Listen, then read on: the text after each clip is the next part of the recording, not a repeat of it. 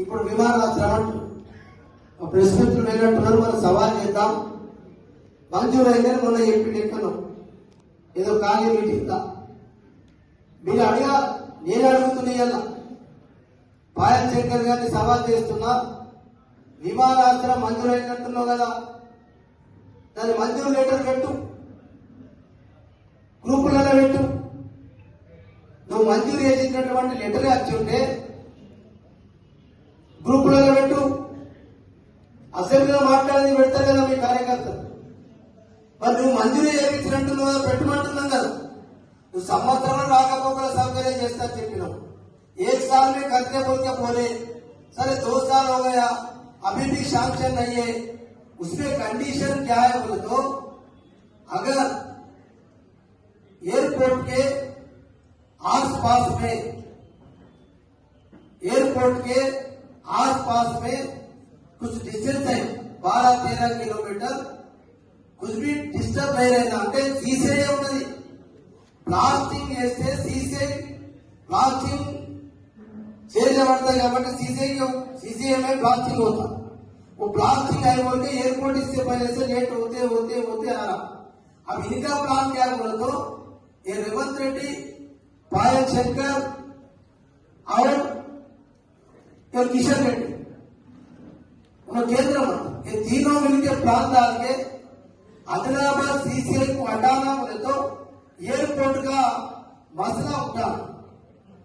उसको नया हटाया तो एयरपोर्ट नहीं मानता मालूम. अभी क्या करेंगे भाई, फिर एयरपोर्ट होना क्या, नहीं तो सीसीए होना. घंटे वो सर्वे करे तो लोग बोलते भाई एयरपोर्ट कितने लोग होना, सीसीए कितने लोग होना बोलते उनको सर्वे करो. सर्वे करे तो लोग बोलते भाई कम से कम डायरेक्ट इनडायरेक्ट 10,000 लोगों को फायदा होता गरीबों को. एयरपोर्ट से अभी फायदा होता नहीं तो चौरावन एयरपोर्ट अपना को बोल के बोल होते उन्हें सर्वे करा बोल.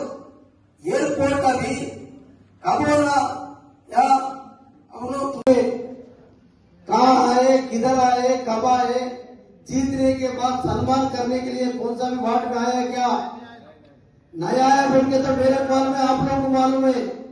ऐसा कोई लीडर रहता है क्या?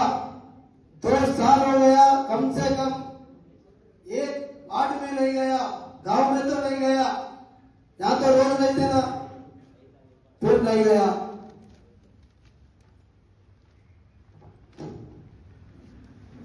ఆదిలాబాద్ అసెంబ్లీ నియోజకవర్గ అభివృద్ధికి నేను ఇస్తున్న హామీల జాబితాను మీ ముందు వస్తున్నా.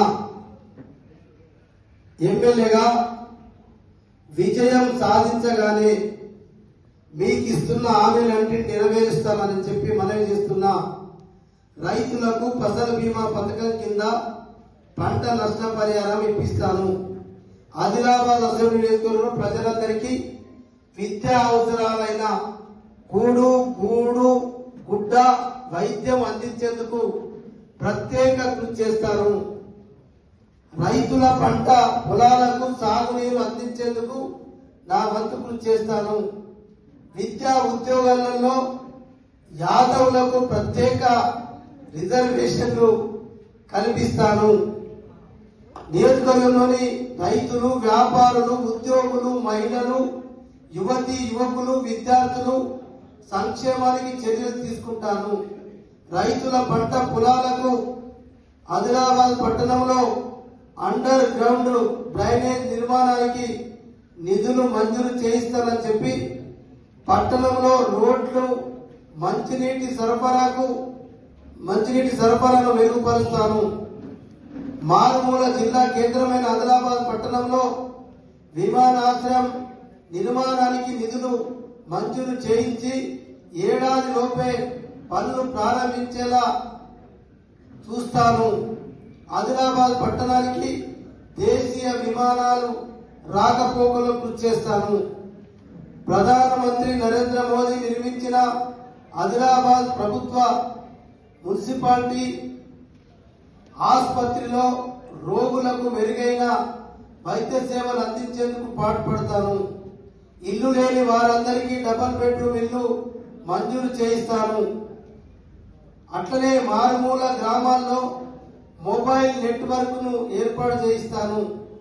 గ్రామీణ ప్రజలకు మంచినీరు అందించి, లేకుంటే ఇప్పుడు అదే సోయాబీన్ ఉద్దేశం ఏంటంటే దాంతో అనుబంధంగా పరిశ్రమలు పెట్టి నిరుద్యోగ యువకులకు ఉద్యోగాలు కల్పిస్తామనే ఉద్దేశం అదే. नया नया भी अपन आईटी टावर डाले, बीएससी एग्रीकल्चर कॉलेज लाए, जेएनटी इंजीनियरिंग कॉलेज लाए। ऐसा बाद में कुछ परिश्रमा इंडस्ट्रीज बढ़ते गए तो जॉब होल्डर्स आते जाते रहते, जब एयरपोर्ट चलता, मगर अभी एयरपोर्ट को लिंक कहीं लगाना हो तो सी से जाना, सी से बेच के खाना, ఇది ఆలోచన ఉన్నది కాబట్టి ఎయిర్పోర్ట్ కు సీసీఐకి లింక్ ఉన్నది. మీరు చెప్పేటప్పుడు అప్పుడు మాడమే జాకే बोलने के लिए